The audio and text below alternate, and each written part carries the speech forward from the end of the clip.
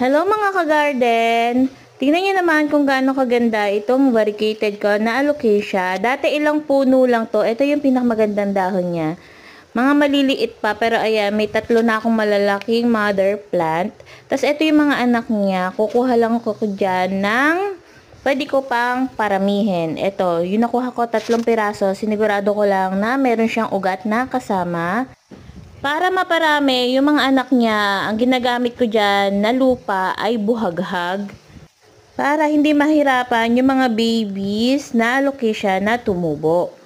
Kaya ayan, kung mapapansin nyo, mas marami yung ipa. Madali lang naman siyang alagaan. Mabilis lang din mabuhay. Tsaka medyo matakaw siya sa tubig. Tapos yung mga alocasia ko na yan, nakalagay lang sa lilim. Pero nasisikatan din naman ng araw.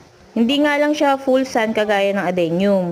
Ayan, nakapagtanim ako ng 3 patas. Ito yung pinaka-cute, yung maliit.